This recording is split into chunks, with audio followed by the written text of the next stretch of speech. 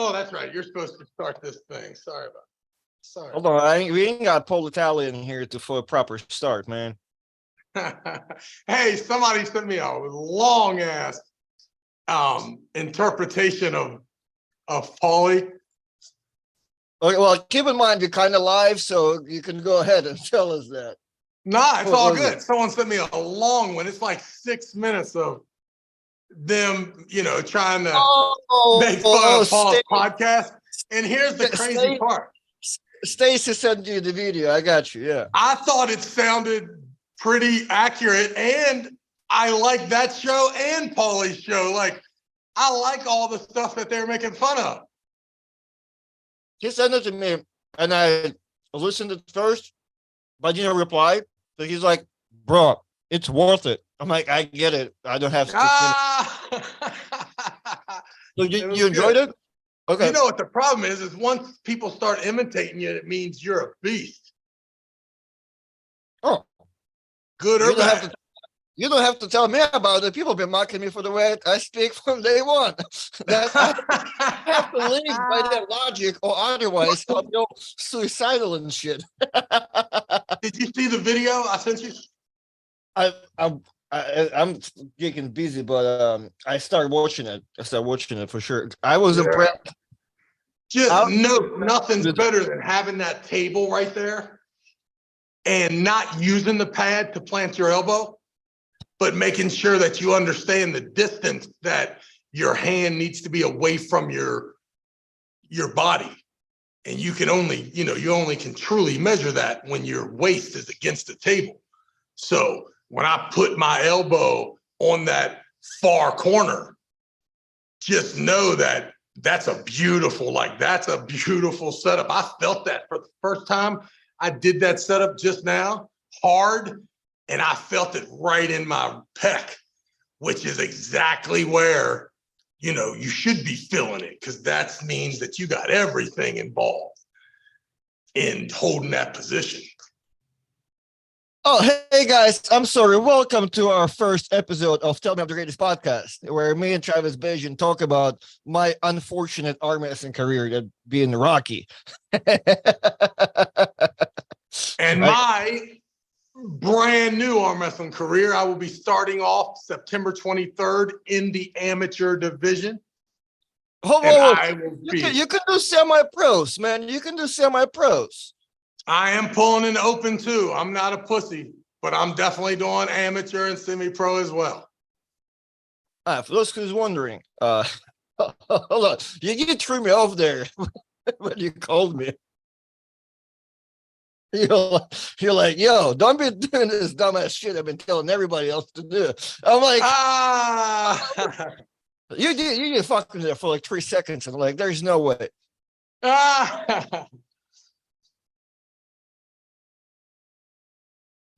But before you fixed me and like told me all that, was my third take for that video, because I'm doing it, but I'm like, I need to send Travis a video too. But then like one of the videos, the strap's too low. Another video, both straps are on my hand. I'm like, no. I need the less amount of trash talk possible, and I still failed. All right, hold on. So I want people to see this. Ooh, see, that's nasty right there, dude. So your elbow being like not even on the pad is like, that's what you want almost, right? But well, it's just, I'm just telling you, when you plant that elbow, first of all, you're going to feel a lot more pressure, and it's going to be a horrible exercise.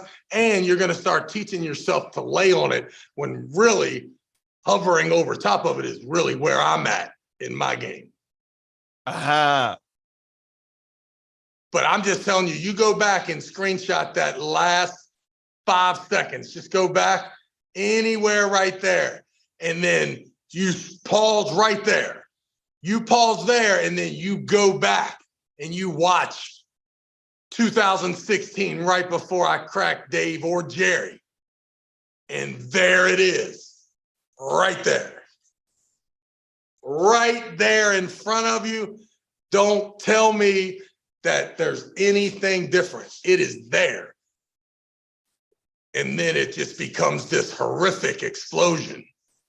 right from that spot. But take a look at that right there, because that's using the table. So now don't get me wrong. Are the naysayers going to say, yeah, but his elbow needs to be down an inch and the middle of the table is an inch and a half away from his face? They are correct. Now imagine if I'm so strong right there, how eager I will be after they say go to get to that spot. And that starts that momentum along with that elbow flying back into my belly button, and then that cabbage patch. In other words, right now you see how low my right shoulder is compared to my left shoulder, and then they will switch at some point. Yeah. Yeah. Man, that's beautiful right there, man. That was the first time I really felt like I was training. This side pressure machine is awesome. Is that the first time you did something with the handle too? Like you put exactly. It was that's what I mean. It's the first time where my fist wasn't closed, because sometimes when you're training with a fist, it's real easy to think that you have an awesome grip because you're gripping yourself. That thing that I just put in the middle there, now I'm not holding on to that. That strap that I just pointed to is connected to me there. And so it's below like with the other side of the strap on top of your fist, almost like normally you exactly would. Just same way that, you know, when you show them your video, it's the same principle, except now for the first time I have had something inside my hand.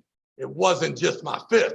And the beautiful thing is I'm still not trying to control it at all.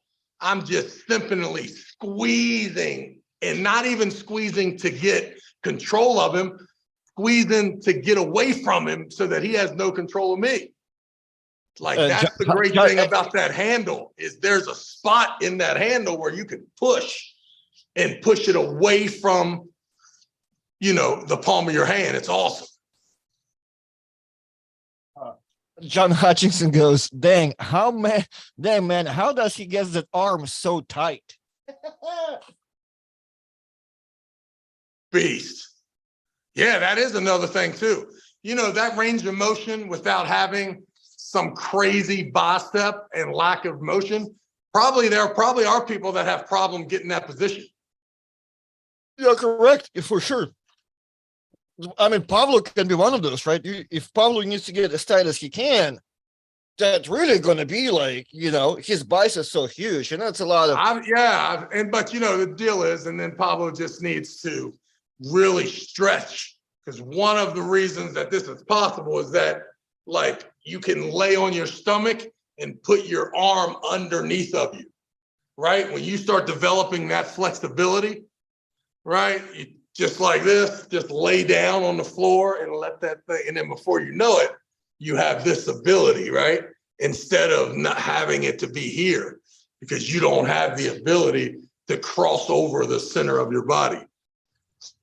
Well, I mean, that's almost something to be like heavily to talk about, because your arms are fairly straight, right? Like all the time. Like if you straighten them out, they're not like, right. So, and you've been arm wrestling for 20 plus. What's the exact amount, the number?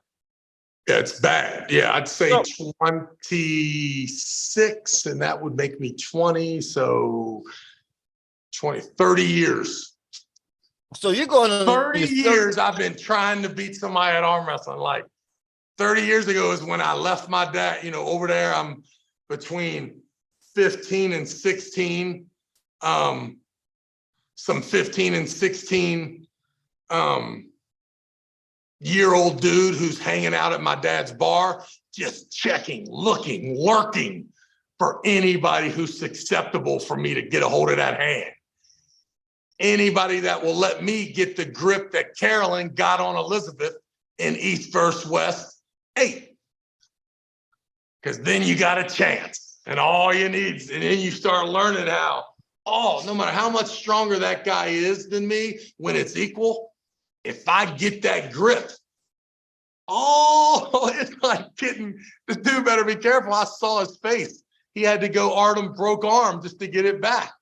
And I'm like, oh, and we all been there, right? This is your road, right? If you're successful, you get to the tournament and you get absolutely schooled by one of the biggest geeks there.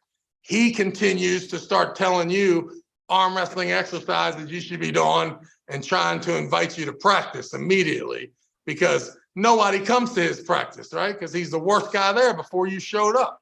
All right. He might not even have a practice until he figured out he could beat you and then decided to make one, right? So first you get down here. Every Saturday. But luckily, there's a one cool dude who's in the back who says, hey, bro, if you ever need anything, just let me know. I only live like, 35 minutes north. And then that guy's pretty good. So you end up eventually getting to that guy's house. You start training with him. The next time you come to the tournament, you run over the geek who tried to be your trainer at the start, right? And then slowly but surely, you cause the guy who's better than you to be uncomfortable at the start of the match. That's the first signs of progression. The second sign is that you get that cat all wrapped up in a way that he didn't want to arm wrestle. He still may win that match, but that's the beginning of the end for him. Then the next time you come, you take care of him, and now you got you a mini super match with the third place guy in your little triangle of the world, whatever it is, whether it's some people it's the state, some people it's the tri-state, some people it's the northern part of the state. It just all depends on where you're at and what's cracking. And then lo and behold, you eventually become the best in your area and it's on to the nationals and some other event that ain't really that big, but it's big enough for you to tell all your people that you going and that you qualified and it's on. And then you spend usually 3 or 4 years there before, if you're really good, you get a chance to go to the World Championships, the Arnold Classics, any of those type situations. You start meeting guys there you never met before. These guys are only around when the money's there, right? You find out where they're at. Then you're off to Greg Sharp's, the WAL tournaments, wherever there's some money. And then, lo and behold, the great Ingen Terzi calls you one day, and it's on. I know I probably skipped a few spots in there, but I'm pretty close. As the explanation goes, yeah, Big Grove Goat said, Artem, I think Travis just told the story of you meeting him. You know what? The more I started thinking about what I was saying, I couldn't help but think if you thought I might be talking about you, which I was not. No, because the first time us meeting, I was mega geek, showed up there probably an NAL t-shirt, had Travis Bagent painting in the frame that you done forgot at that bar. Oh, yeah. I was one of those dudes, guys. I met Travis. I got a painting of him and the pencil that I worked on over fucking night. Yeah, you killed it. Handshaking, palm sweating. Hey, Mr. Travis, nice to meet you. And how did I act? How'd I act? You were the coolest guy ever. Nice. Hey, I have good news.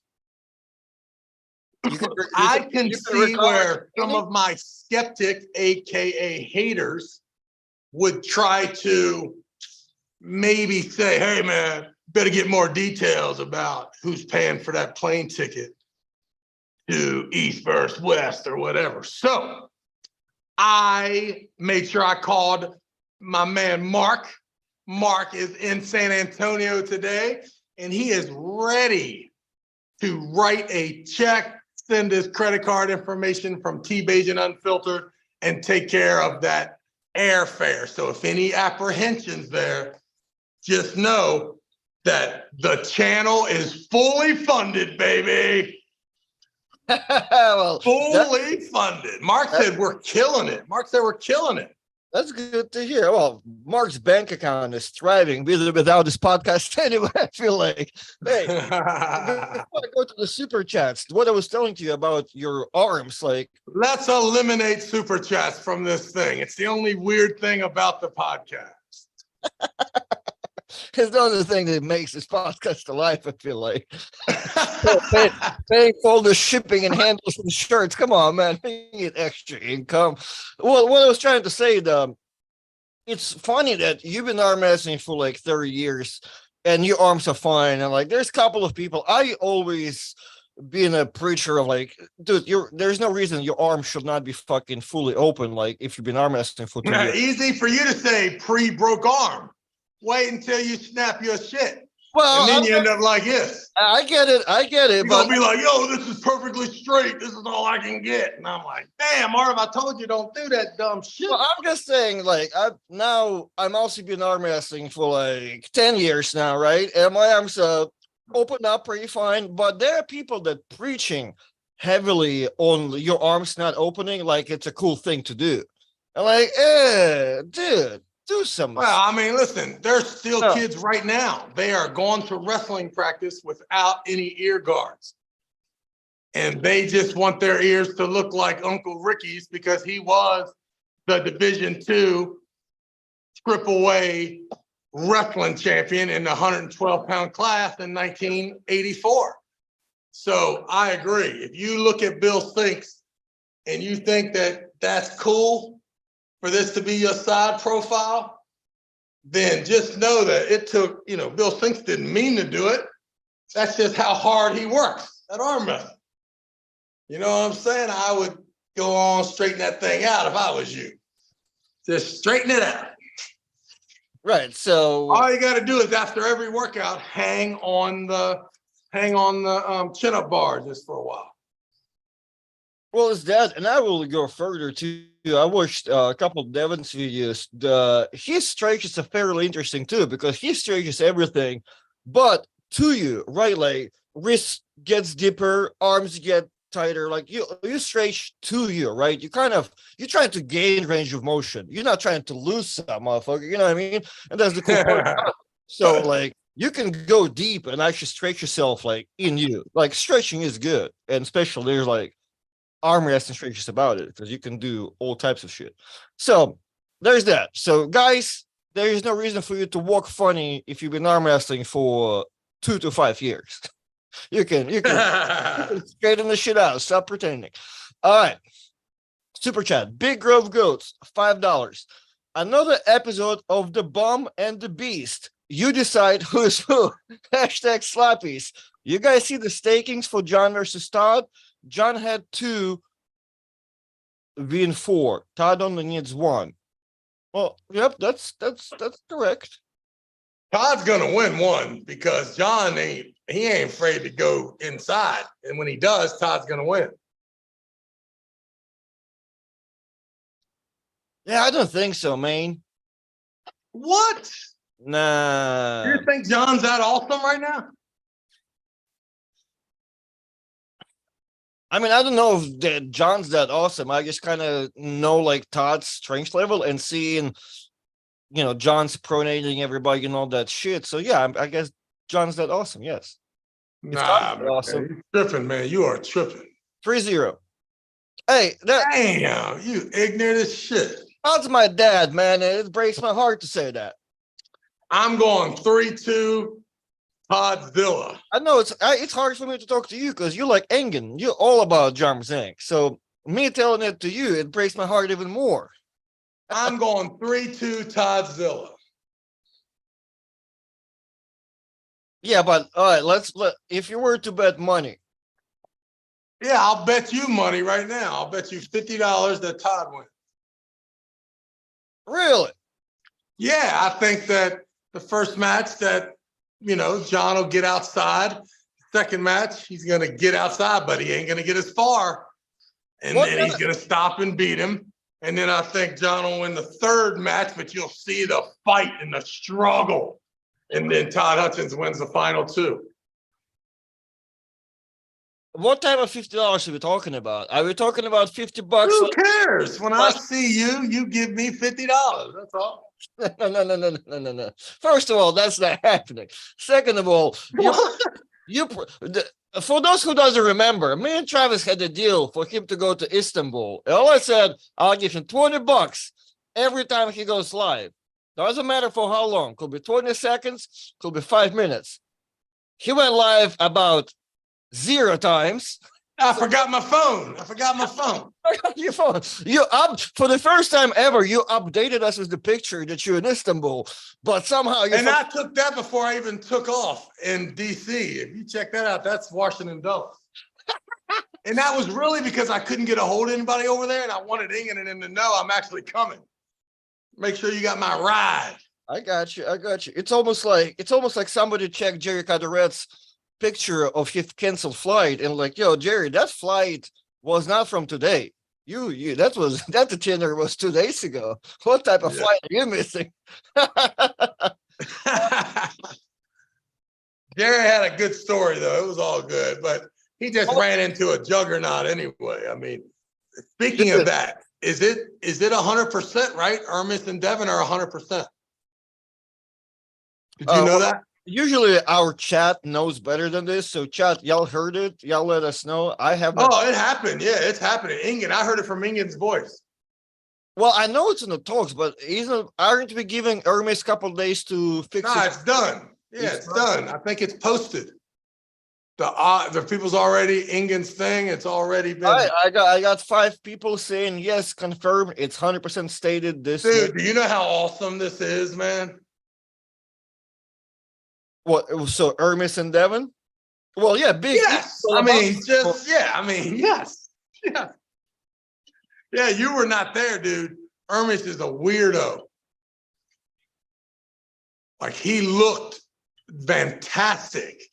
And you know Devin's going to be, oh, man, it's on, boy. Ooh, wee. I like how someone said it on the Facebook today. Like, there was a post about pros and cons of both Devin and Hermes and who struggle against what. And, dude, there was some truth in that post about how Hermes does have an issue with somebody fucking on the setup, and he probably never really war against anybody that will fuck with you as much as Devin will. Well, yeah, I'm with you. And I think that if remember Matt. You know what's crazy is there's few people that can top roll Devin and beat him in a hook. Like in a single surge? Yeah, I'm just saying, you the dude. You got an attack, and you usually cannot do both of those. Right. Only one of them. Like, we're not going to be surprised if he flashes Devin, top rolls him sideways, right? And if Devin comes flying in, that'll look like he done it in a hook. If Devin lays on his tricep, it'll make it look like he got his hand taken. Right. Or got top rolled. That dude is awesome. Like, it's going to be crazy awesome, dude, because we assumed all we needed was a small glimpse of light, and then Devin would definitely win against Gennady, right? But that really ain't the truth. The truth is that this guy's going to take 5 or 6 hard plunges at Devin, and if 2 or 3 of them hit in that time frame, he'll win. This is awesome, dude. I'm telling you, man. This thing is going to exceed the Devin Levon match pay-per-view. Really? This card is crazy. This card is crazy. This card is going to be so good, there'll be 3 or 4 okays if there's cards like that were last time. Because this is different, man. Prudnick's in the house. Oh my goodness. It is on. I like to go to East vs West page here to see it all. Because have you ever met or pulled with Ivan Matushenko? No, man. Talk about that dude always had a problem with my brand. He thought that was fake news. Oh yeah, he's definitely a weirdo with his own views for sure. Yeah, there were times when I can respect him for having a character at all. You know what I mean? But yeah, before he got good, he more or less acted like he could beat me and then all this stuff. And then I'm like, are you fucking kidding me? And then all of a sudden he got good enough to do it. And I was like, oh shit, thank God that I didn't continue this beef. Because I'm going to tell you something. He got so dangerous at hooking top rollers. Dangerous. Super relaxed too. I remember talking to Joe. Man, he's a bad dude. I really can't wait to hang out with him, actually. Yeah, I was talking to the guys and they're like, yeah, the most nastiest person to set up, like one of the person to set up nasty against with, it's him at Worlds because you feel nothing. He not only he is relaxing his hand, he'll give away the side pressure. There's no any fight on the setup, which is awesome. You know, he's got a little bit of his, you know, I would say not exact lane, but philosophy is, man, Sandras has got some of that in him too, where he will coil in there, not pay any attention to the grip you're doing. And when they say go snap, I mean, a thick rotation from like right here to, I mean, deep inside, man. Like, yeah, Matyshenko is a bad man pre-snap to go. If you don't want to be in a hook, you're about to be in a hook. And I think was a super advocate of drug-free arm wrestling. Yes. Which is like an oxymoron in Russia. Not only that, plus at the category too, like the guy pulls 225s, right? And sometimes 242s. And always represents or looks somewhat clean. And but yeah, it's funny you said about him having a beef with you about because he thought he can beat you. He still carries the same energy because I forget what happened. It was Dennis Teplinkov training for something, and maybe even something happened to where Ivan was like, well, that's because Dennis didn't go to my facility and didn't do my testing numbers because otherwise we will have fixed all of that. I'm like, oh, okay, guy. So yeah, he does have that energy. That, well, here's what he did with me. It was one of those things that he's like, yeah, you beat Vovoda in 2003, but when you beat him left-handed and push car, he didn't think Vovoda was very good left-handed, which the only problem is that Vovoda's brand was so legendary that most people didn't know that he was terrible left-handed. Mm-hmm. So thanks a lot, Ivan, for exposing the whole world that it wasn't really that big a deal. I killed him. It wasn't even close. But I made it seem like I trampled Todzilla. Or not Todzilla, Godzilla. Got you. Yeah, there's that's why I really hate Matyshenko, is because he exposed that, hey, why are y'all having a parade for the beast? There's 100 people in our gym that can beat Vovoda left-handed. Well, that's about the time where there was a guy, Artem Klemenko, if that's what the last name. Oh, yes. That was, I don't know. So I want to hear from you, from the story I've got, because you don't know the name unless you do some digging. From what I've heard from overseas, about time Alexei exited in his prime, Artem actually was the guy, like he could not even feel none of those dudes. But there was something political and drug testing involved to where, I mean, he just got caught in doping. But I guess from talking to those people, it's kind of, none of that happened. It was a political agenda for him not to ever become good or whatever. But I guess the story is he was the guy at that 1 year or. No doubt. It was so funny because everybody was juiced up, everybody. And then all of a sudden they're like, this kid's juiced up. And then it like, just crushed him. I mean, they killed him. I feel like they did that to Artem, to the other dude too. Or what's the dude's name? The guy that I lost to. Arson? Yes. Like, who gives a fuck if you got tested positive for steroids when everybody's got on steroids? You are correct, because they all did it at Russian nationals. We're like, yo, aren't you supposed to like? Hilarious. Yeah, what? Yeah. Like, yeah, no shit. Like, you're not going to believe this. At the county jail, someone tried to sneak in a Percocet. Yeah, no shit. Motherfucker, that's the fuck everybody's trying to do. What are you kidding me? So I always thought that was unbelievable. And then whenever those guys would say something to me to criticize me, I'd always say, yeah, but who's going to trust him? He done got caught doing drugs. Well, do you have any recollection of Artem being awesome. Of course. Are you kidding me? Well, because it's I like know it's Artem. I know the whole story. Hold on. fill us in because I don't think it's ever been really talked about. Because the guy is like supposedly John Brzenk, Alexei Voivoda, everybody combined in one person. You can listen to the stories. Once Travis Ear disappears, he gets one more round. Oh, he's gone now. Is that too loud? Is the fan too loud? I don't think we all could hear it the first time. Wait, good. All right. So yeah, Artem was first of all a student as well, right? We're talking 16, 17 years old. He ends up cracking Taras Bagent, right? So he's the dude, right? It's amazing and for his youth, but still young and still light, probably 209-ish. You know what I mean? Nothing, just long and beautiful, freaking stud, right? And he starts winning everything. And then they want, he's so young, he's the next John Brzenk, right? So it's on. Well, Igor is ready to promote him in Igor's way, but this IPAA creeps around, right?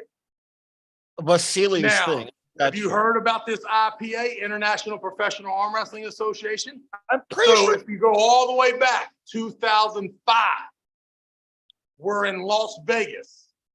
Now, I'm going to show you this. I've already told you this story before. This is straight up how fucking shady that Igor Mazurenko and Hassan are. Right? This is it. This is the story. Talk about exposing somebody. I probably, thank God, we don't put this stuff live for people to actually watch. Well, never. Me and John Brzenk are in the hotel. We're going to arm wrestle in the finals, right, that night. We've already done all the prelims. He's about to pull, whatchamacallit, Usman, well, now it was Usmanov then, now it's Usmali, right, which is fine.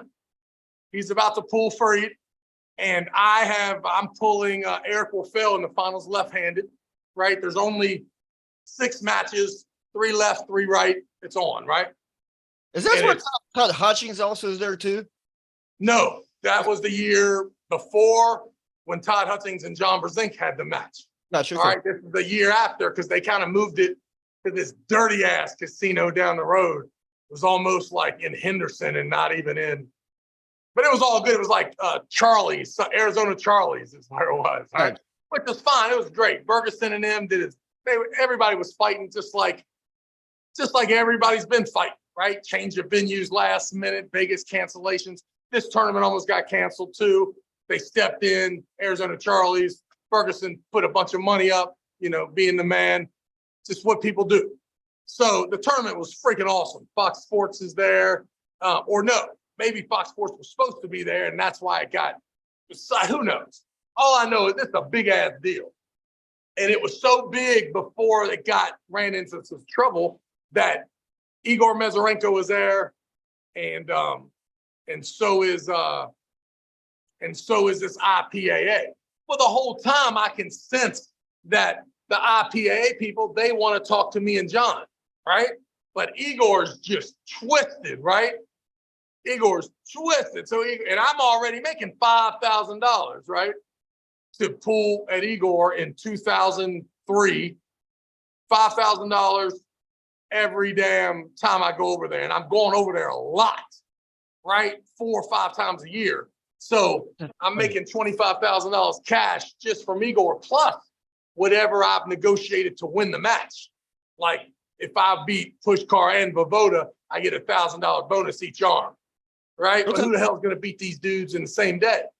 I did repeatedly. Used to just bang these cats, right? All day long. So, and John can tell you, we're downstairs in the little bar area, food court, and finally these guys say, come over here, we want to talk to you guys. Back then, John, he wasn't killing it like me. I mean, he wasn't, he was still a nice guy who would come over there for $1,500 and shit, $2,000. Okay. So and I told Jonathan, man, will you let me talk during this meeting? He's like, yeah, go ahead. I said, all right. I said, I'm already getting $5,000 from Igor. I'm gonna kill these dudes, right? Let's go. So I sat down with him. The guy says he's starting this new league. They got this magazine. Their star is Artem, right? And that means that Artem then is not the star of Igor and Asana, right? Okay. Okay. Now everybody's juiced up. Everybody at every place. Igor's juiced up. All right. Igor looks big as a motherfucker in 2003. All right. So this is 2005 now. Everybody's juiced up. It's the biggest Usmanov and as big as a John Brzezinski you'll ever see. Are banging. Professional arm wrestling conference. Yes. Whatever it was. No. That was Bergeson, right? Dude, that's Charlotte, Arizona. I'm looking at the thing, Farid, and yeah, I'll pull it up right now. I know, but that was not the league. We were pulling. The PAC was John Bergeson's league. Right. Yeah. So right there, that match, that right there happened. That so we're in the room, in the little food court, and the two dudes are like, it's a girl, it's a super hot chick, Russian chick, blonde haired chick, and her boyfriend who's almost looks like he's from New York, fancy motherfucker, right? Like smooth cat, motherfucking blonde hair everywhere. So these two dudes are representing it, and they come to me and they're like, listen, we want you to pull in our league. I'm like, I bet you do. Well, listen, I'd love to, but this dude says absolutely no, that he wants me to pull for the PAL. Those people are like, well, you can pull both. I said, of course, I already tried that. Just know that Igor is out. And she's like, well, we'll give you $10,000 instead of $5,000. You can pull, this many matches. I'm like, I'm in. John, you in? John's in, right? We leave the table. 2 seconds later, Igor says, whatever she said, I'll match it. You're back with us. And I'm like, damn, man. And then Igor says, listen, man, they ain't going to be around long. Just so you know. And I'm like, man, go ahead. But John's like, listen, man, Igor's, you got to listen to Igor because that's who we've been pulling and he's got the money, right? And I'm like, whatever, Igor. So here's the deal, Igor. Nah, you ain't just matching it. You got it. There's got to be some guarantee. So Igor says, what's the guarantee? I'm like, you need to pay half of it monthly. So 6 matches a year, $10,000. Each match is $60,000. You pay us $5,000 when we get there to you and pull the matches. But the other $5,000's got to come monthly. Or the other $30,000's got to come monthly, which, if I'm not mistaken, $1,500 a month for 12 months is $30,000. Can you confirm that? I'll make sure I'll run the calculator. Because I remember wholeheartedly that $1,500 a month was the number that I was to collect from Western Union every month. $1,500 times 12, it's 18 G's.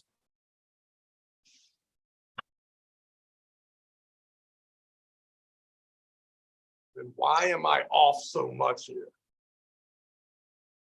It's $2,500 to make it 30 G's.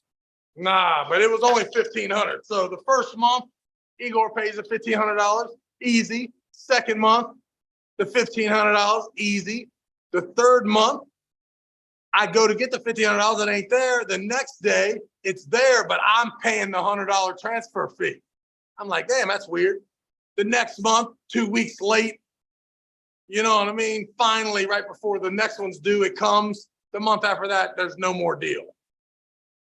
A month later, Artem tested positive.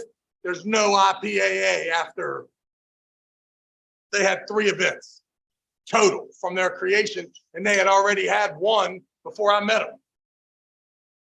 So that's the whole like Artem story of him like being a little bit of a man and then you're not getting paid. I'm just telling you that Artem joined that IPAA and ended up testing positive out of nowhere with the WAF, and there was, listen, Hassan and Igor was not going to allow those people to get in the arm wrestling world.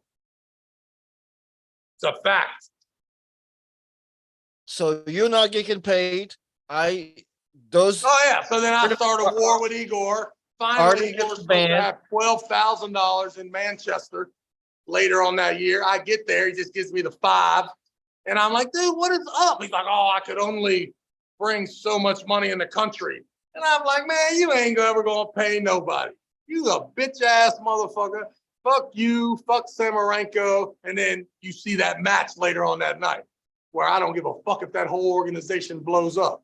Lying motherfucker. I got you. But once again, I mean, he should have let us pull with them and him, not stood in anyone's, he shouldn't stand in any arm wrestler's way. If somebody's got a match for him, I mean, I understand there's going to be contracts going everywhere here soon. I've heard grumblings of 2 or 3 of these organizations thinking about these contracts. Just remember, make sure the contracts, if you got a date and a price, make sure it's in the contract. Don't just tell me all of a sudden when someone comes up with the greatest goddamn concept in the world, all of a sudden I can't go because you're upset that you've invested all this money in my super match. Man, fuck that. I'm not listening to none of that shit again.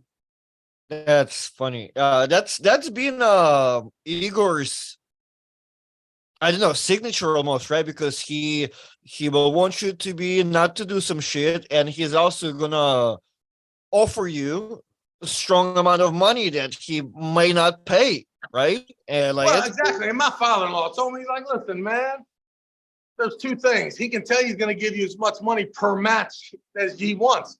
But if he don't have scheduled the matches, you ain't getting paid. So you need to get paid monthly. If he fucks up the whole year and doesn't have any, you don't care. And I'm like, okay, I got you. But, you know, this, or this. And then he says, well, Trav, what do you think's going to happen? You going to go to Poland and get a lawyer? Or you think he's going to show up in the United States with a lawyer? I'm like, he's like, neither one. That fucking piece of paper ain't worth fuck nothing. Right? And I'll say the same for whatever contract that Ingen tries to write up. Ultimately, well, who's going to enforce it? The only thing that will be enforceable by Ingen is your word. If he tells you, hey, man, you don't do this and this, and you say yes, and you don't do this or this, I don't think you got to worry about the legal thing. You just got to worry about him saying, hey, you're dead to me. Right? And so that's the best. That's the best contract. The best contracts are always, yo, you need me and I want to work. Let's go. I want to work. You know, not currently, but in the future, I want to work. But yeah, whenever you sign that contract and then, you know, like we're just like Rob Bagent said, we ain't done nothing. We ain't scratched the surface on any enlightened formats. Dude, that's awesome you mentioned it, because there was something that he said that I wanted to bring up too. He said something about, you know, arm wrestling, you know, the community being small or niche, because you fucks want to keep it like this, right? Like it's all small, right? And I agree with him. And there's a lot of people that are trapped in the idea that he's talking about. An example I want to bring up is like, I'm here helping a couple of people promote their tournaments, right? I'm not going to mention names. And as I'm trying to promote one of these pay-per-view cards, I'm talking to a promoter, and promoter goes, hey, I don't want to post anything for the next couple of days, just out of due to respect of East versus West. And I'm like, what the fuck? You have to pretend that East versus West does not even exist. That's your job as a promoter. Keep promoting this shit. Like arm wrestling, you have to at least pretend arm wrestling is bigger than like, oh man, I can't host a tournament on the 23rd because Texas State is the 23rd. My man, you should be doing so much bigger that you should not even be aware there's a fucking tournament. Well, that's what I think too, that the person who's mad that you stepped on them, they just need to listen to what you just said. Like, my man, I don't know what you're doing. I swear to you that I did not say, hey, who can I try to fuck today by scheduling over top of it? You know, I'm just, listen, I'm moving and grooving. And listen, whenever you see my tournament scheduled, feel free to have another tournament 1 block away from me. I do not care, right? I am 100% confident and I will be there and I will run the thing as good or better than anybody could ever do it. And I am willing to take my chances with whatever the turnout is. But calling somebody and saying, how could you, is nuts. Right. And if you like, and it's a great thing to propose to somebody because all of a sudden they like, why will they ever do that? Well, dude, you're just not comfortable with your product. Like you just, I don't know, whatever it is, imposter syndrome or whatever, but you just, you don't want to fuck with me. And that's all good. Like, but your idea should be like that you should be also think of yourself as unfuckable. You know what I mean? I don't care if there's like 15 other leagues. If I'm making a pay-per-view, like I'm promoting the fucker with 3 times a day, 4 times on East versus West Day. You know what I mean? I need this shit to be seen. Like I can't. And also too, if you move in on somebody's territory in Jacksonville, expect them to be upset. But yeah, but I mean, good luck because I'm ready to go to war with my local guy. You think I'm worried about you who's fucking 300 miles, 600 miles across the ocean? Come on, get the fuck out of here. This is crazy. I've had calls from guys that are 6, 7 hours away saying, how could you? I'm like, yo, bro, just know I would do it if I was 10 minutes from you. That way you have no worry to ever know, how could I? Right. And but if you're calling me too, like, what's wrong with your product? What's going on with your tournament? That existence of mine makes you question everything you got going on. Like, dude, no. If I'm making a tournament and there's somebody telling me, there's a tournament 5 minutes down the road, all right, cool. Do they have better payouts? Because if they do, I'll stop making mine. We need a list from people that watch our show that want to pull Paul Italia on September 23rd. Why is the guy he was talking Hey, shit you to? know who else will be there on the 23rd? Matt Craig, left-handed, is going to be tough too for somebody. For her. Mention me the name. Put Matt in the class.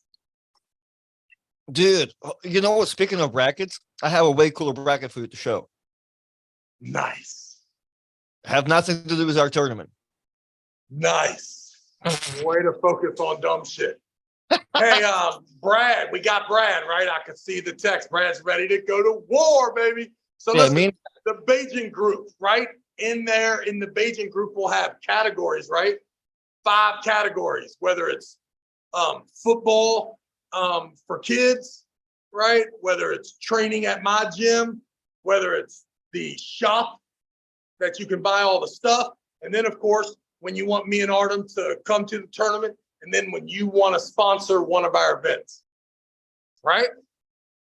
Gotcha. You might want to message some of your stuff to Brad about your coaching stuff, right? Because you had a bunch of everything. Yeah, exactly. Yeah. Plus, well, you have some footage, right? All of it. Well, yeah. But it's like I only know so much about you. All of a sudden, no worries. All I know is we can get a video clip. You can be an Olympic swimmers coach. Like, I don't know all your accolades. So, like, you go crazy. I'm with you.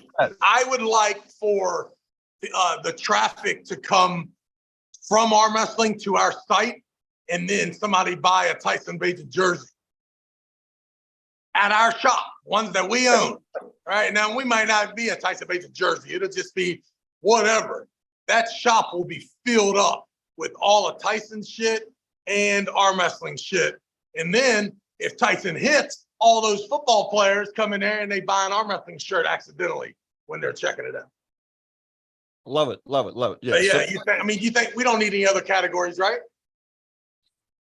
Well, I mean, info and how to contact us will be good too. But yes, you're right. Like as far as like, as long as they can get to our channel, understand how to hire us, welcome their sponsorship or support in any way. Right. Speaking of that, we got a sponsor today for the Louisiana tournament. We got a $1,500 award sponsor. So we're going to have some sick trophies. So I'm thinking we'll hit Levi up, right? And once we get Levi, and we'll find out where and what we can get for, for $1,200-$1,500 to really blow that up and make it, specific for that event. Like, cause I know if you're in Virginia, they like that cash and this and that. When you're in Florida, you don't want to give them sweatshirts like I did. You know what I'm saying? So now that we're in Louisiana in you know what? Louisiana in January might be a great place to give championship hoodies, because oil field arm wrestling championship jersey or sweatshirts, because I don't think they need sweatshirts much in Shreveport, which in January it will be cold. So that would be perfect, and it would be preserved, and we could throw the sponsor. And the only reason, I just don't want to say the sponsor's name wrong, so we will announce it when we have all that information. We'll get a logo. But he reached out today too and asked, yeah, that's how I know the money are real. That's where you don't want to mess up the name all of a sudden. Exactly, yeah, because this guy, hey, the guy watches the show, right? And he's like, yo, this, and this. And I'm like, oh, I love it. Then he asked about sponsor, and it just so happens Big E is taking care of a bunch of almost everything, him and his guys. But we can upgrade those trophies and make them hot. That'll be perfect. Plus, his business will be on the trophies or the apparel. So it's a win-win for everybody. Oh, that's awesome. That's awesome. Well, whoever the guys is, I'll be praying. Hey, also too, remember this Saturday, I am about to, I'm going to be rubbing elbows with the elites. Me and Big E are going to be right up in the Jake Paul. Listen, if somebody says something wrong to me, I might smack the shit out of somebody at this fight. Hey, Barry Bourne was in the house earlier. What's up, Barry? Hey, the great Barry Bourne. He'll be there too. Barry Bourne will be in Louisiana. Boom. Barry Bourne killing people at practice. I guess that's the question I kind of had. $199 super chat from Softwash Science. How good was Artem though? Well, you said Artem was as good as. Oh man, good question. He was so long and so tall. You did say he cracked Harris, right? At like what, 17, 16? Fucking how old he was? He cracked Harris. 19. He was 19 years old and 20 years old when it all went downhill. But listen, man, he was 100% railroaded.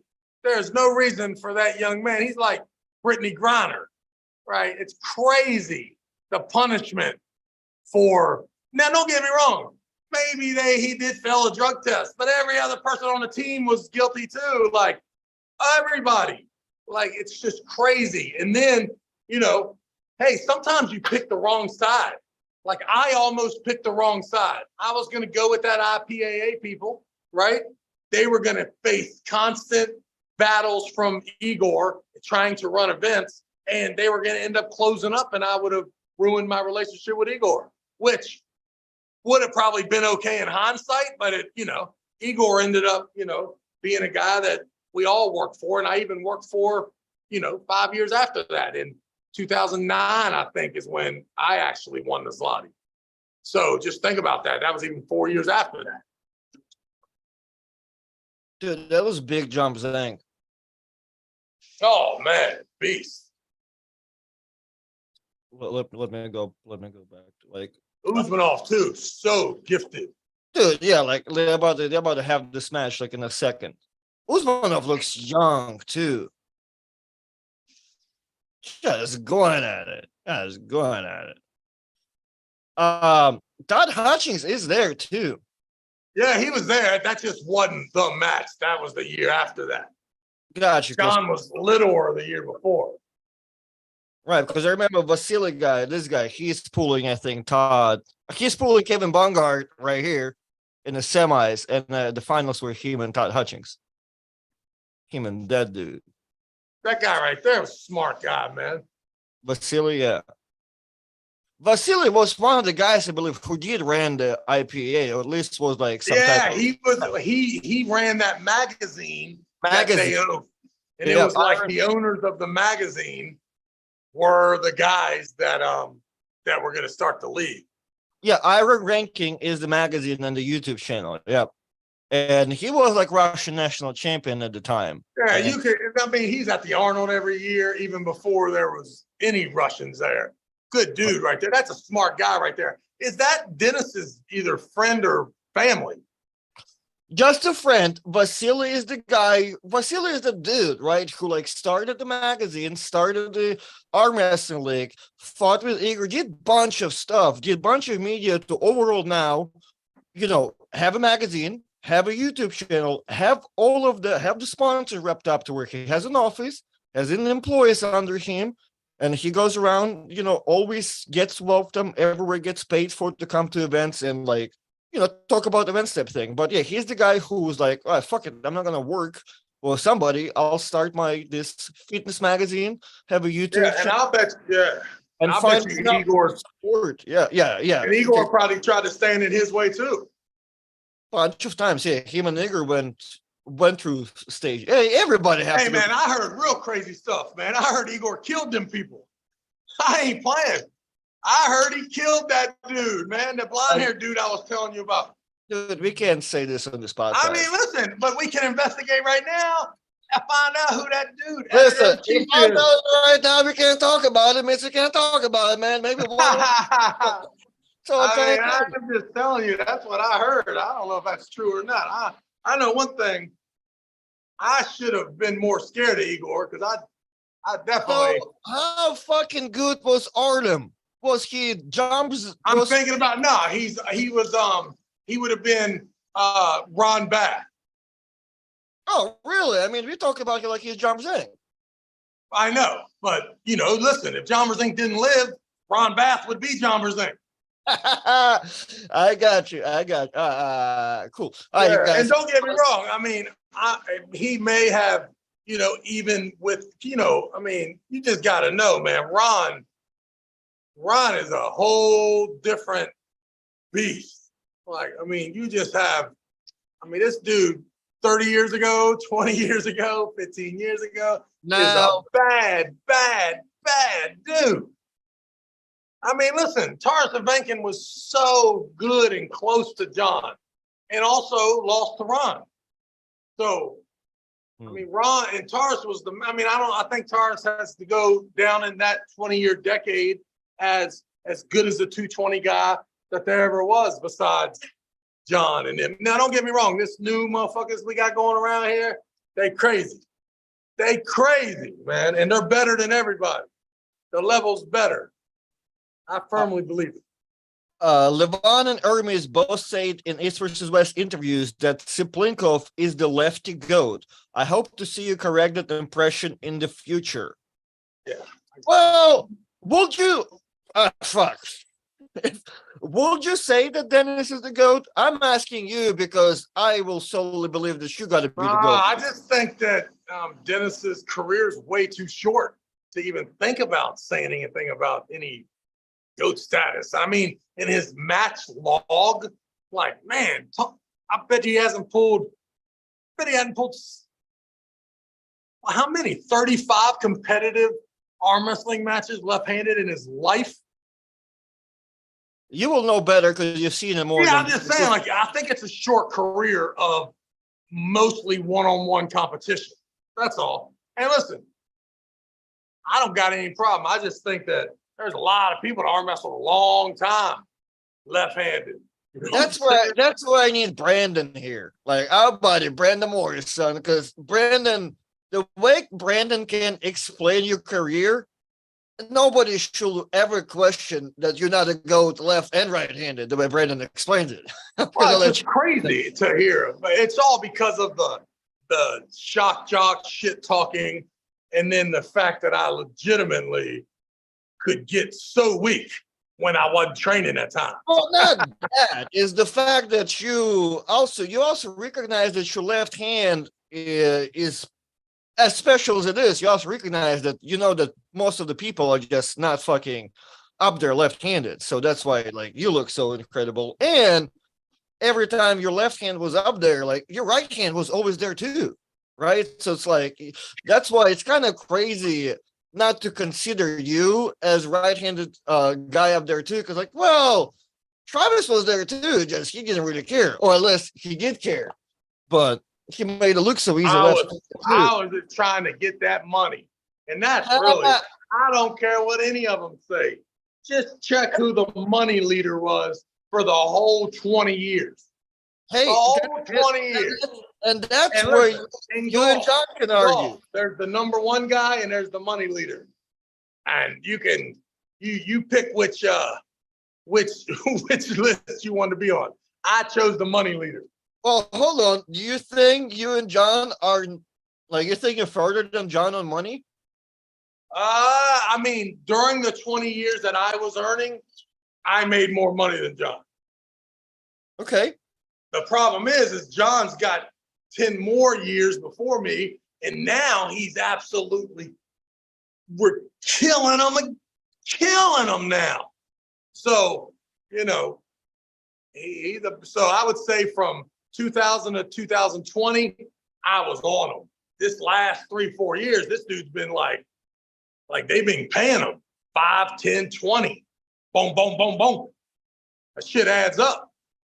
Well, that's what I'm saying. It's almost like, because I know some people do have this weird picture of or image of John in their head as like this novelty, love of arm wrestling type of guy. But he's logic if you talk to him about him, like, hey, if you don't want to quit arm wrestling, it's about money. So it's about money. That's what John will tell you. And you said the same thing. And Todd is preaching the same thing too after listening to John. So it seems like the key for you to eventually be in that GOAT status and proceed and succeed in arm wrestling, you kind of might want to be concerned about money from the get-go. Yeah, I guess. I mean, I just think that it's the easiest way.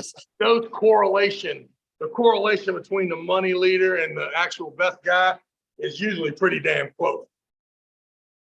So, that's all I'm saying. Well, since you're guessing because you have way too much money than me, for the guy that's trying to figure it out, I feel like chasing the money is a good key.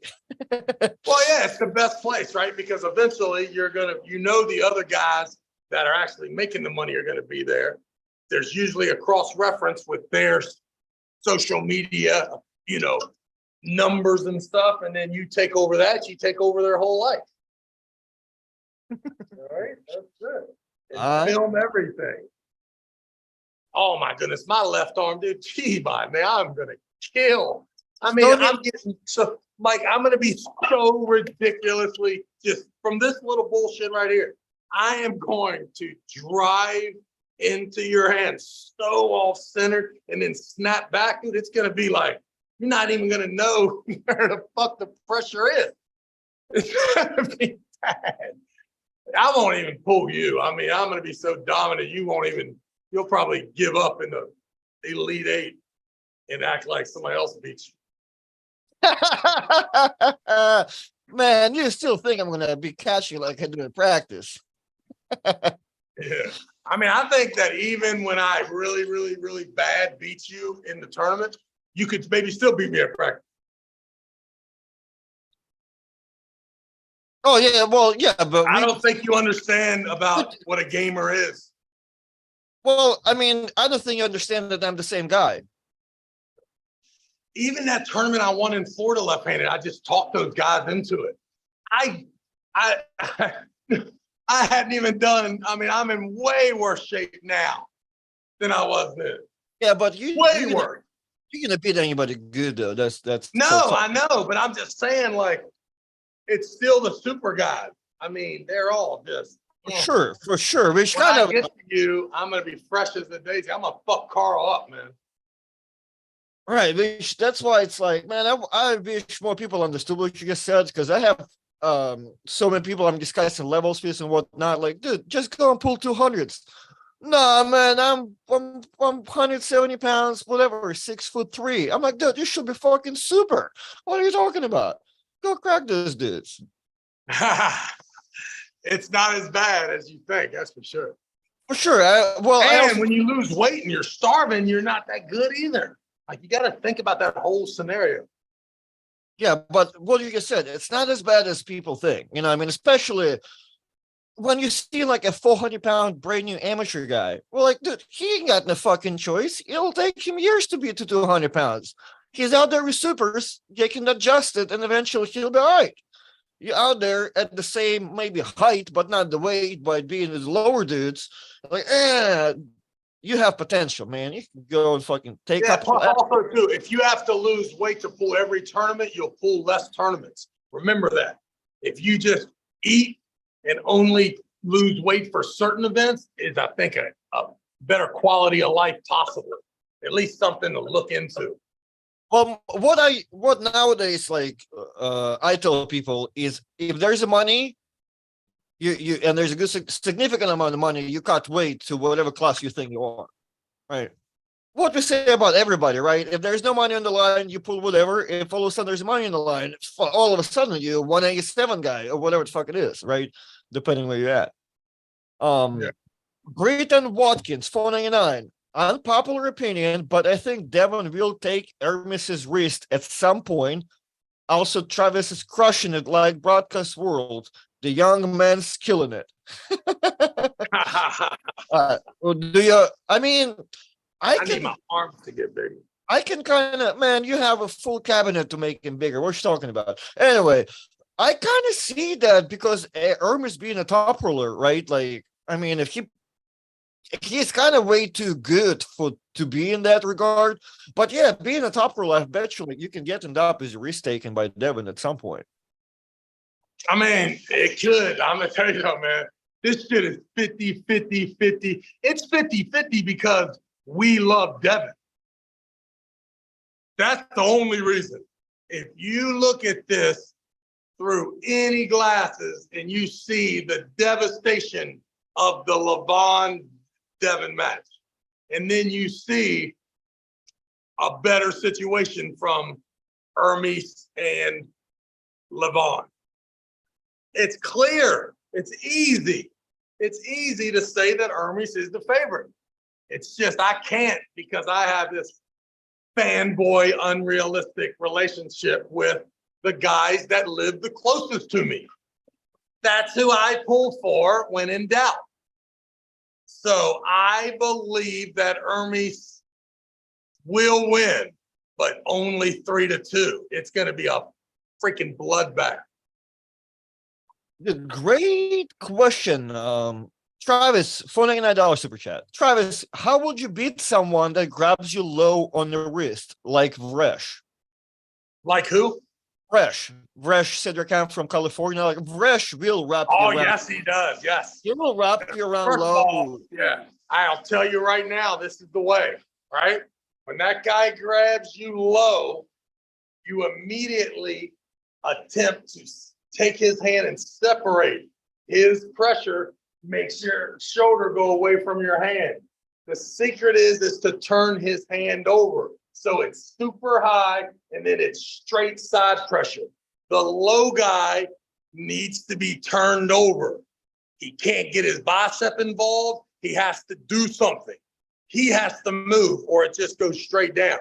Either he comes towards you and tries to cup it, or he gets away from you and tries to king move it.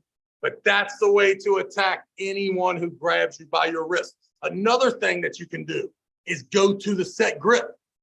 If you go to the set grip, a lot of times the referee will not give him the greatest situation. In other words, when he lines up that webbing, it forces the guy not to really be able to grab you super dad's move. If he grabs you super dad's move out of the strap, the referee and you can all let it, can all let it go. So put him in the set grip, and if he's continuously, you feel the hand dropping and the pinky anywhere near your wrist, just know it's the time for high side pressure to turn his ass over. Once you turn him over, you still can do everything that you would have did normal. You can go ahead and back pressure him all you want, or turn him in a hook, stay with the side pressure. But if your initial move is back, if he's strong, which is usually the reason he grabs you so low, right? So don't tell me, I was strong. Well, if you're stronger than him, you don't care if he grabs you low. The problem is if he's stronger than you, right? If he is stronger than you, just know he imagines that you are immediately going to retreat, and he's in a great place to hold you, separate you, and then end up beating. Turn his ass over. Make sure he's looking at the palm of his hand. Right, because you're right. Because if he's over there, he does expect you to go do some shit. So. What did you say? How did you start that sentence? No, I'm saying, you're right. I'm saying like no, exactly. Say that one more time. How did you start the sentence? I said you're right. You're right. No fucking shit. I'm right. What kind of? Okay, go ahead. September 23rd, September 23rd, September 23rd. Anyway, so fuck you, you piece of shit. You're tripping out there. So what you're saying is, well, the question. So you're saying go sideways, not to go back, right? Because that's what person will 100%. Well, first of all, I'm saying if the dude's really stronger than you, make sure you put him in a set grip. Do not allow this dude, like I did with John, to just dad move me and let the ref say go. Okay, and the best thing you can do too is when he dads moves you, if you need to buy time for that minute, then just keep running your elbow almost in the middle of the table, because he only wants to dad move you. It only feels comfortable to him when he's got this angle. If he's got you in that dad's move low and you take your elbow and jam it forward, he has to relinquish the grip. You walk away, you come back up, he dad moves you again. You move the elbow forward, and after you move it forward and he slips down a little bit, then you give him all that back pressure. And then you lean over the table like, fuck you. I don't know if I would do that. But hey, depends on kind of swag you got. But the truth is you want him to not like the fact that you've changed the grip by moving your elbow forward and then been aggressive. So that would force him to have to restart the process. The clock's ticking and you're looking for that set grip. Once you get the set grip, just know if he's trying to dad's move you, remember how we was talking about if you line them up even, then everything's perfect, right? If I'm terrified of him getting close to me, I want to back up the webbing, right? Back it up. Now think about this, right?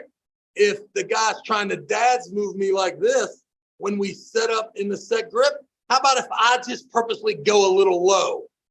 Right? Because you don't mind being low if he grabs low, right?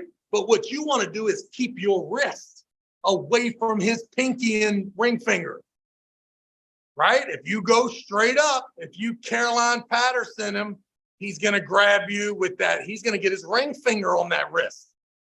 But if you back up and mask him and chance shawl him, now you got a chance to get your wrist far from his fingers. And that would be the goal. Now, how much are you willing to give him, which means you're going to get lower, further away, and be okay with not having all that control up there, right? Because you're convinced that even with a fucked up grip, if he stays up high with me, I'll still take his hand and wrist.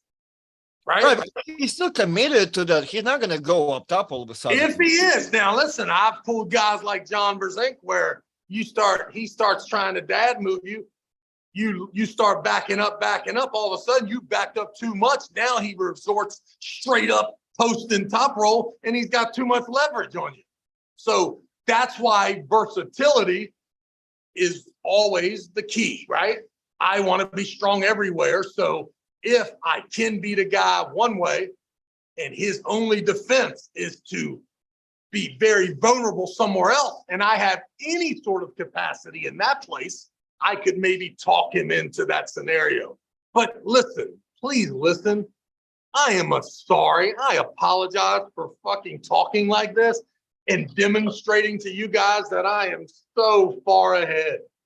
I am so far ahead. You know how I know you think you give a good advice? Because you always end up wrapping it up and like just shitting on everybody and saying how smart you are. I mean, seriously, because I'm like, if I was more of an asshole, I would. Oh, I can mute him. Nice. I mean, honestly, what do you want me to do? You want me to judge you now if you don't have it? If you don't understand everything I just said, should I judge you? Or should I just take in consideration that there's a chance it went right over every viewer we have head, right? how good are you in all three places? If you're really bad at one of them, can I force us to go there? Even if I'm not in the very best situation for being there, just the fact that we're there puts me and gives me a chance to win. That is some advanced shit, boy. Nashville Arm Wrestling, $5 super chat. Man, fuck Mazarenko. We will have Levon and Michael Todd. We will have Levon and Michael Todd and Devin versus Tuplinkov way earlier. Yeah, but man, they had Igor didn't. It's not really the fact of Igor existing. It's his existing and his mental pressure. You don't know how many times I've heard from Pushkar's camp during WL times. Oh man, Andre would love to be a WL. Well, how come he's not coming? Well, once Igor doesn't like it, where can I go after that? WL only going to exist for 3 years. Igor will be up for 7. So that's Igor got them all like that. Like, oh yeah, you can go to American pool for quick 10, but tell you what, I'm gonna one thing completely different. One thing completely different between Igor and Ingen is he don't waste no time. If that's the match, Ingen's like, yeah, if that's the match, we'll do it right now. And he'll call them both. Tell me right now, will you do it? If they say no, he moves right on. Like he does not waste time. Yeah, like Engen is all about like arm wrestling, right? If you guys want to fucking see it and there's enough pressure for everybody to see it, let's fucking do it. Which is like Igor knows that too. It just you have to get through him. Like during Devon, no, what was it? It was Dennis's comeback to do something. But at that time, Igor and Dennis done messed everything up to where like, Dennis, Igor done talk shit for years now that Dennis is a nobody and blah, blah, blah, blah, blah, blah. By the time Igor came to realization that like, oh, fuck, people will not stop asking about Dennis. All of a sudden, he has to step up, message Dennis, apologize, offer money, all of that stuff. You know what I mean? Like, and that was Igor, right? So and don't get me wrong. Let me make sure that when I say, things about Igor that aren't good, just know that I was a worse employee than Igor was an employer. Like I was obnoxiously greedy, right? And then I would recognize when he would do some stuff like try to cut those people out. And then I would clearly try to take advantage by doubling my fee, right? Like, don't get it twisted. You don't have to hate Igor because of my relationship with Igor. I should probably apologize to Igor because of my behavior and lack of preparation in some of these matches. The problem is as soon as you make a deal with me and we have any monetary problems, now you're dead to me, right? And Igor totally, because he didn't agree to the thing, it was easy for me to be a douchebag employee. You know what I mean? Douchebag. So I accept that. Listen, and it's not even the first time. Listen, let's just have a little confession here. I have ruined 10 relationships, employer-employee relationships, from being a dirtbag, greedy dude. There's no doubt about it. And that's why, if you've been around me in the past 10 years, I am the furthest thing from that. I am the most helpful, and I am working the most, right? There is no, like it used to be, like straight diva. I mean, horrible. As soon as you thought, listen, as soon as I would go to the national championships and win the worlds, any of that, I immediately tried to overthrow the organization that did it and own everything. Like, you couldn't, so when it comes to, listen, here's the deal. Leonard Harkless, Leonard Denise, Cannon, Frank, all these people, Ferguson, Kaplan, Igor, all of these people faced the same doom. It was that it was really cool for them to use my brand until they realized that I knew they needed my brand, right? And as soon as I did, I just was a dick. So I need to apologize to all of them, except for Leonard and them, because the motherfucker didn't send the shirts to the right place, so fuck you. The rest of those people, there's no doubt that whatever you supposedly did to me, I probably was worse, and it had stemmed from our employer money relationship. That's all it was. Yeah, that's So- funny. It's been 10 years. I remember first 2 weeks of starting this channel. It was a rough phone calls with you, dog. Really? Was I don't remember. Oh, you know how hey, we get this uploaded. Hey, we get this. Hey, we get this. Like, yo, I love money too, man. Oh, yeah, you know what we're talking about. Don't ever call me. You got a lot of nerve. You got a lot of nerve. You got a lot Yeah. of nerve. I'm the one who did all the sacrificing here. You got a lot of nerve to get me out to West Virginia. Tell me Mark paid you $100,000 to $500,000. Whoa! I And told they're you to like, never "Look, reveal that. yo, man, I got you a flight in the hotel. Can you do some work for me for 3 months straight? Oh, 1 in the morning. Yeah, this 1 in is the all morning. we should have been doing right here. Just bullshit on this fucking channel. We should have been doing this for 12 years. Yeah, well, yeah. Well, But yeah, for real. Listen, let's just put that out there. We gained and lost. Go ahead. We gained and lost the guy. The guy was like, oh, wow, a character like Travis should have more subs than Devin. And like 5 minutes later, oh, this shit is boring. I'm out. Ah! Yeah. How So- dare you. You All have right, one up. let's save the whole card for let's text Ingen, get the whole card beautifully for the 26th, and then tomorrow, start to finish, we'll give our predictions. And Yeah. because I'm on a streak, right? What's my winning streak right now?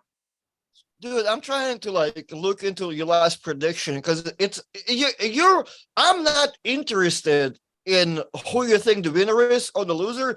It's more of a how do you go about explaining each match, because you're already going to be right on the winner or loser, but you also explain how it goes down, like almost like, hey, yeah, you might see Georgi taking that hand and Artem going to be in there. You'll see him in the broke wrist position, but you're going to know. And like, you gotta know, is this super what we got? Is this motherfucker?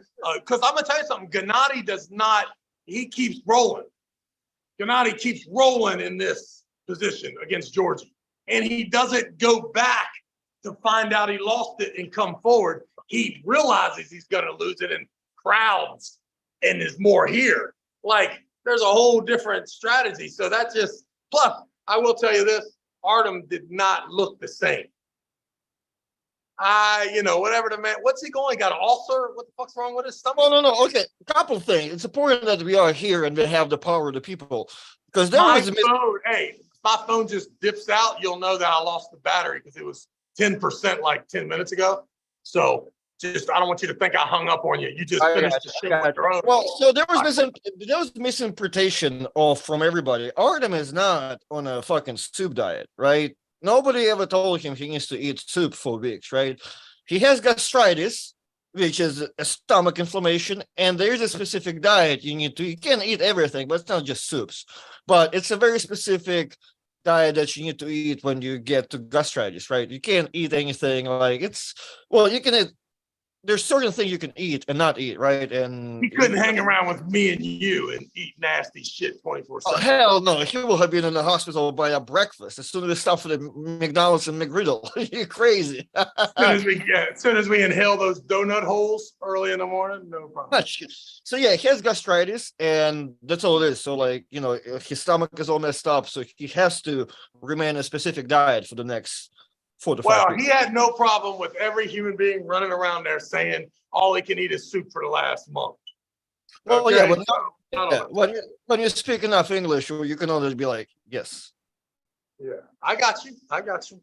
So, all right, 2 more super chats and I'll let you go. Soft Wash Giant said, you beat Ron once when you were asleep. And Oh yeah, no doubt. But I mean, listen, once again, I'm not the type of guy to brag. I'm not the type of guy to toot my own horn. But I was a bad dude, Artem. I could crack them all, kid. I could crack them all.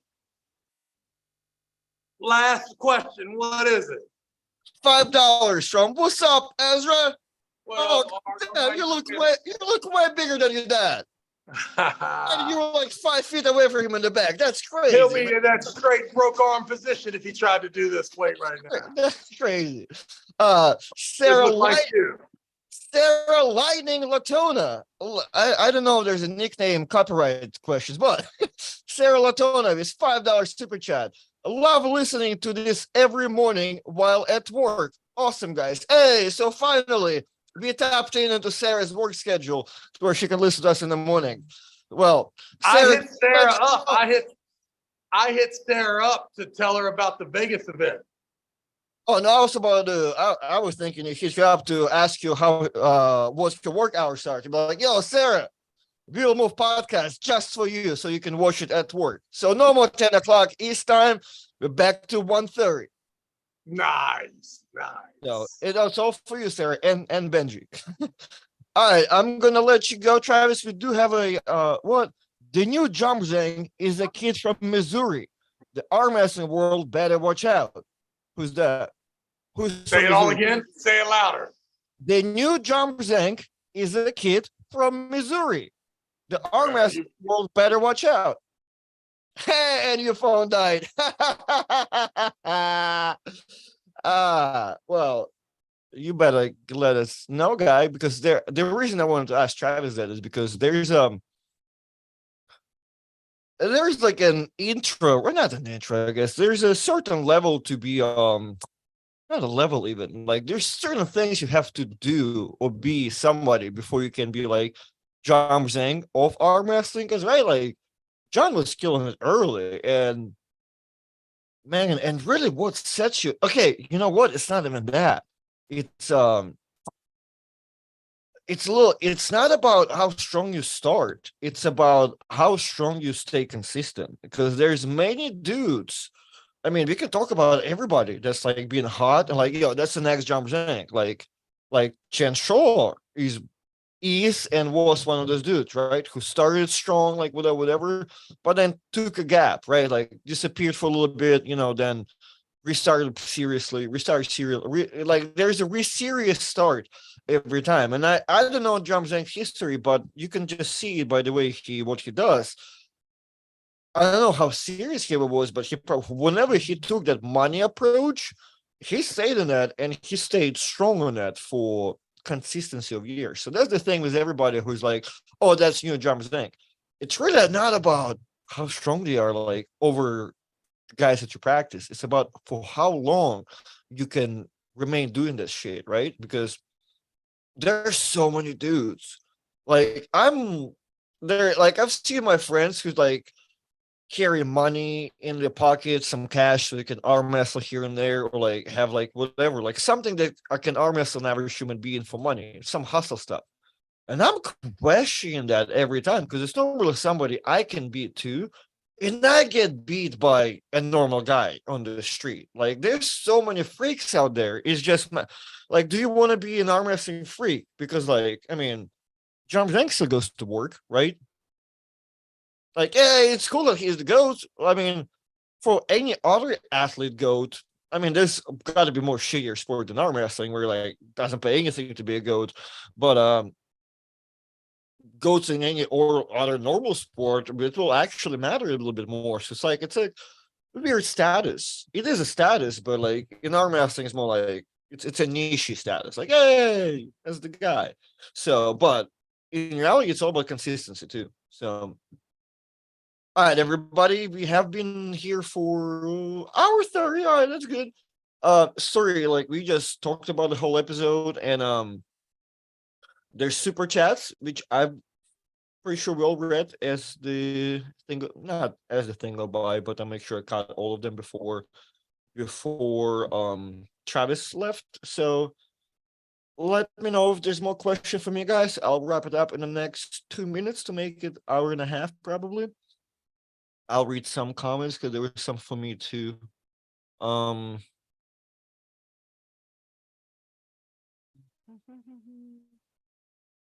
there was a question about over the top. John said in one of his own shows he's made over $1 million. He said the truck and trailer was worth $250. Yeah, because there's a story with the truck and trailer, right? He was trying to sell it. Not like he like solely got some money for it. So would they like I think the value and whatever was not. I think Travis discussed it earlier. Hey Artem, how big of an impact Stallone movie had for the growth of the sport back in the day? That's a question I read. That's the question for like John. That's the question for John, right? Like over the the top songs. Is it like 90? Master Jack, I appreciate the question. Um, I don't know if I looked at rough. I was born in 95.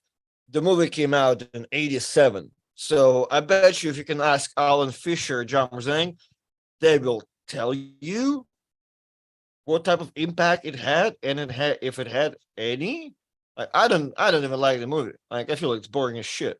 So you know, so there's no way I can contribute to this question. It was like I started arm wrestling in 2012. So like another 20 years after like the movie even came out. So I had Arm Wrestling Mania by Julian Roger Cunningham. Thank you for $4.20 super chat.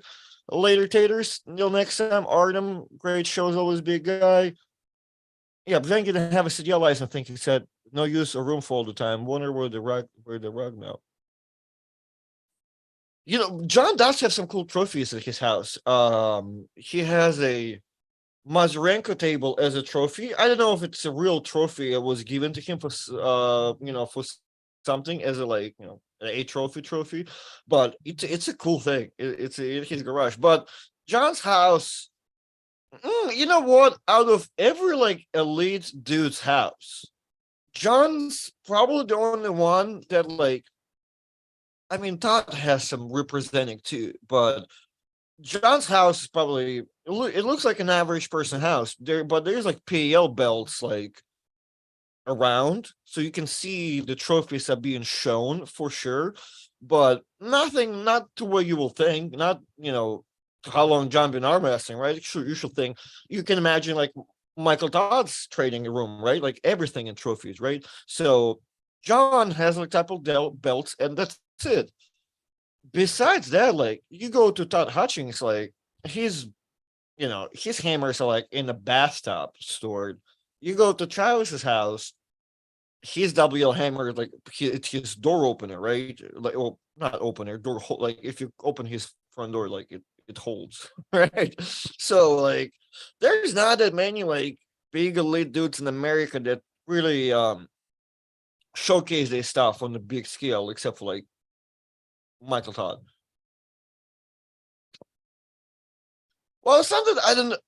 It's not that I don't like the movie. I mean, like I'm not a fan, and I don't know. Not that I hate it.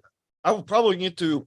I would like to rewatch it with like somebody that knows, like Cobra or John, or somebody that knows a lot of insider details, right? Like, you know, like I want to know some insider stuff about like Marvin doing his product placement, right? And that's interesting. That's the one that when I rewatched it, I rewatched it from a product placement standpoint because Marvin Cohen sold so many sponsor spots. Every like minute of the movie, like there's so many brands that pop out all throughout the movie, and it's interesting to see every little brand after you get told that, like, oh yeah, like there's no reason like this and this have to happen, like can here, brand there, billboard there, lots of stuff like that. So that's an interesting thing. And then you, somebody that knows the competitors and all that, I bet you that will be a little bit more interesting, right? um National Arm Wrestling, JC's asking, how are you feeling about the round robin in October? So I finally commit to it, right? That's the thing, because before I told the guys like, yo, I want to be in it, but it's the way everything goes, and like um God forbid we have something more cooler than this. Like, I don't want to commit to this and be like on the list of the guys. So I didn't want to be on the flyer. I want to be a part of it, but like just for how many occasions it happened to me where I can go get somewhere like and just get paid to do a thing. Like, it overpowers the opportunity. Like, oh shit, I need to go beat fucking 10 dudes in order to get paid same amount of money. So like, I didn't want to be all this cancellation shit because I'm already doing that. So that's why I kept it on the down low. But Lorray asked me another day, hey, like, that's not how we're gonna do, motherfucker. Like, are you in it or are you out of it? Like, oh shit, all right. Well, it's a lot closer now. I looked at the schedule. I'm like, yeah, the October actually looks fairly empty. September is so fucked. Like, September is fuck. August is terrible. Like, I might have one weekend I'm home with some shit in each one of those. But October, which is like technically doesn't even leave room for good preparation. But sorry, that's kind of a lot of backstory. So it's free to date, and now I'm feeling good right now. Uh it's a tough class. Like, and I was thinking, like, who's in it and all that. Like, well, Craig is in it, and that's about it. Craig is in it, right? And I think Craig holds the higher spot in that entire round robin. I'm like, oh, fuck it. All right. I mean, there's a bunch of strong people in there, right? Like, you can get tied up as Eduardo, you can get tied up as Robert Russell, you can get tied up with Bob Brown's Kings move, right? There's a lot of dudes in that round robin that are sticky. I'm not worried about like dudes that are flashers and then like they want to just beat you easy and fast, like Jason is in it, which Craig is like that too, but uh Craig is a hooker. So Chad Silvers, I mean, fuck, I guess Jason Marlowe and who else? Quinlan, Jason Quinlan,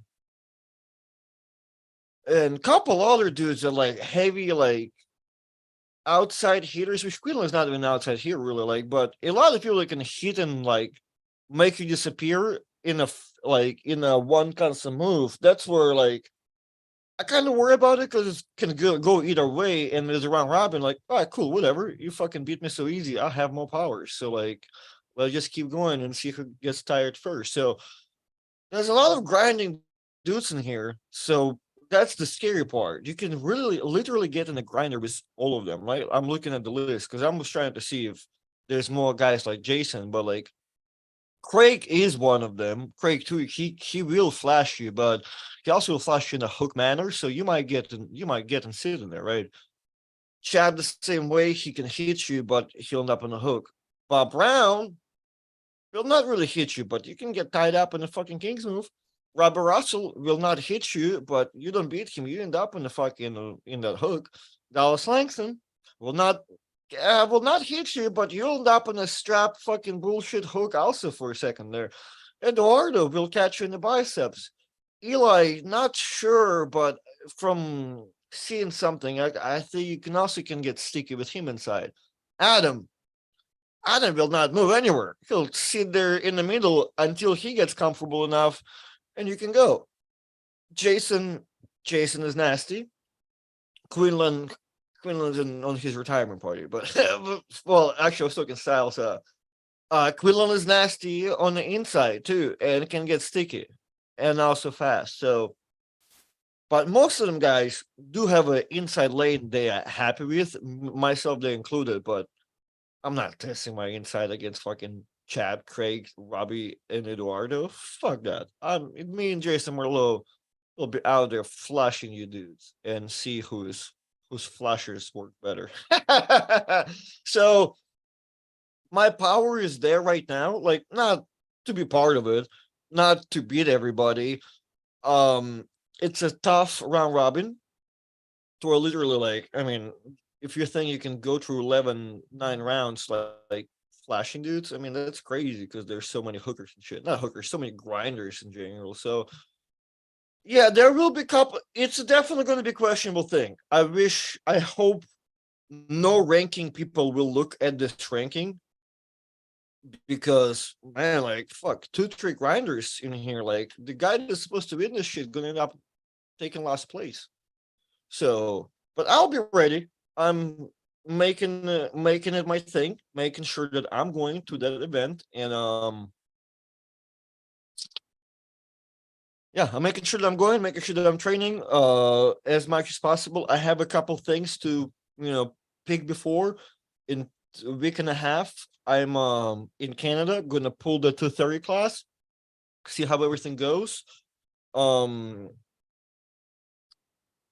then September 23rd, I'm rocking this Travis, which is just like 20 days out from that thing. So it's a perfect amount of time to like get a couple more things in me, see what I need to work on stands wise, and then be good to go. And I'm probably gonna get stem cells in August, preferably sometime like within the next 2 weeks. Probably be working on the stem cell treatment by VitaCell Biologics, just kind of working out where to go and how to do it. But we'll that's going to be the goal too. Before I get to September and October, worst case scenario, I'll get stem cells September 23rd, since I'm going to be in the area, and I can drive over to Maryland. But I think I'm trying to schedule a stem cell treatment by sometimes this week. Not this week. Sometimes in the next 2 weeks, right? I'll drive down to Naples, Florida, hopefully. So that's the goal. Yes, up to me, guys. No, thank you. Well, I did pay for that, so thank you, Sarah, for seeing that I'm ripping. Just went to the gym. Um, yes. So again, guys, I guess thanks for watching. Maybe tomorrow me and Travis will cover East versus West, and many other subjects. But the card is something to be talked about. So yes, thank you guys for watching, and I'll see you in the next episode.